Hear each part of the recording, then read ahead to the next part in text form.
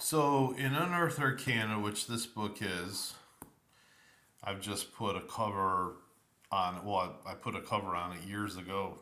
ChessX used to make these nice dragon skin or whatever covers you can put on your first edition D&D books. But anyway, in Unearthed Arcana, uh, for the Barbarian, I'll try to find him as quickly as I can. This is gotta be. This is gotta be it. Yeah. So for the Barbarian, um, it states that within the world of Greyhawk, fantasy game setting, for example, there are several areas that could spawn the Barbarian subclass. The lands of the Frost, Ice, Snow Barbarians, Hold of the Stonefist, would be kind of the Scandinavian Slavic mold. And let's see, Rovers of the Barrens, Tiger and Wolf Nomads would be excellent horsemen. And then it goes into the savages of the Amedio jungle or Hempman land, would have uh, tertiary abilities of long distance signaling, running, sound imitation. So I've tried to emulate that the best I could, and I've come up with these sheets here. So it tells the barbarian player the weapons he must pick at start. I've got four of them. So this one here is the Barbarians of the Tiger and Wolf Nomads, Barbarians of the Rovers of the Barrens, Barbarians of the Amedio Jungles and Hetman Land, and Barbarians of the Frost, Ice, and Snow and Hold of the Stone Fist. All of them are a little bit different anyway. So, for instance, the Barbarians of the Tiger and Wolf Nomads, they must pick two of. So you have to pick two: lance, scimitar, composite shortbow, hand axe, knife, and spear. The Tiger and Wolf Nomads must start with animal horn composite short bows, which cost half the amount of a normal composite bow, but break 25% of the time a fumble is rolled. Uh, at fourth level, you can hit creatures. Okay, well, we know about some of the barbarian abilities. They can hit creatures that need +1 to hit, and so on and so forth. This helps the player as they gain levels, and they can just keep on referring to this. And then right here, this is their saving throw bonuses as they go on in levels. And then this is the primary barbarian. Whoops, sorry. Your primary barbarian abilities: climbing cliffs and trees, hide in natural surroundings, hide in unfamiliar surroundings, back protection, leaping and springing, detect illusion, detect magic, and leadership.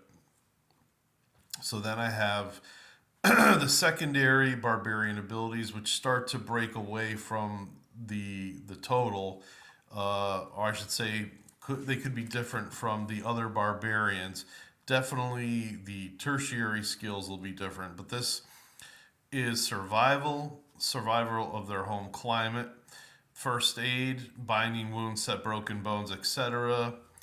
After every rest, you get a hit point back, and after 8 hours full rest, you gain 2 hit points back. Outdoor craft, plant and animal detection, uh, as a third level druid, direction sense like the proficiency, and the ability to predict weather at like the spell as a third level druid would. Tracking, you track as a ranger at the same level he would, but you can only track outdoors. We use the tables in Unearthed Arcana, page 21. They get horsemanship, long distance signaling, mounted masters. Tiger and wolf mads are born and bred in the saddle and rigorously trained for mounted combat. Therefore, they attack at one level higher while mounted in combat like cavaliers. You can have one trait, ignore that, and one more, non weapon proficiency. You gain weapon proficiencies as a fighter of the same level for every 3rd level acquired. And then I started writing down the codes that they have to follow here. This is actually not overloaded. Some of these barbarians are overloaded. You'll notice that this one, I've only had room to write down a little bit. He's got a little bit more to offer. Um, he's got to start with different weapons. Sorry, I got this sideways, but I'm trying to fit everything in here. So, Rovers of the Barons, they have to start with club, javelin, lasso, short bow, hand axe, knife, and spear. You must choose 2 of those weapons at character creation. After this, any weapons can be picked. At 4th level, it's the same thing. Saving throws, same thing. The primary barbarian abilities. Again, all these are taken out of the Unearthed Arcana. They get survival, first aid, outdoor craft, tracking. It's essentially the same. And then they get running, animal handling, usually horses, but your choice. Some rovers ride wargs or other sinister beasts. This does not automatically give them some special monster or anything like that, though. No. Paddled small crafts.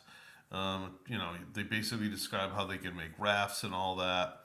Riding, land-based, sound imitation, snare building. You can have one, again, we used to use these very weak traits, but we're no longer using that. No other non-weapon proficiencies. You choose weapon proficiencies as a fighter at the same level. Again, they're so top heavy and loaded, I'm not giving them the chance to get proficiencies from, say, the 2nd edition handbook. What they start with is kind of what they get throughout their career. This one is Barbarians of the Amedio Jungles and Hetmanland. This would be more for the darker savages. Not that they're not intelligent, smart, capable. It's just that's exactly how this right here told me to make it. They must take the club, blowgun, short bow, javelin, hand axe, spear, and knife. They must take the atadal, javelin, club, short sword, hand axe, spear, and knife. You must pick at least 2, then pick any other weapons you would like. Again, these are all the same kind of stats or their abilities. Long distance signaling, running, sound imitation, snare building, paddled, small craft. And again, they don't have anything left that they're going to get. They do have to make checks.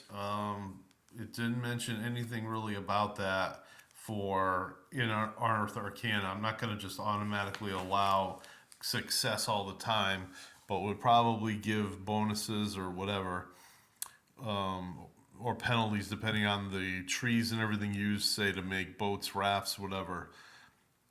This one here, these guys are from the mountains and they're from the cold north, the barbarians of the frost, ice, and snow.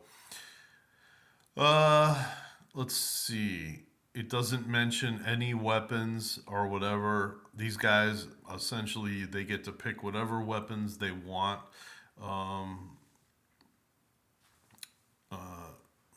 They're just like that. They're small tribes, constant moving around whatever they can get their hands on to kill. So anyway, oh no, wait, I got it right here actually. For some reason, it's down here. Hand axe, knife, spear, broadsword, and short bow. At least 2 of these must be picked at character creation. After this, any weapons can be picked. So I made a mistake or whatever. Anyway, it ended up down here. Land-based riding, running, small craft, road. They can have 1 other non-weapon proficiency.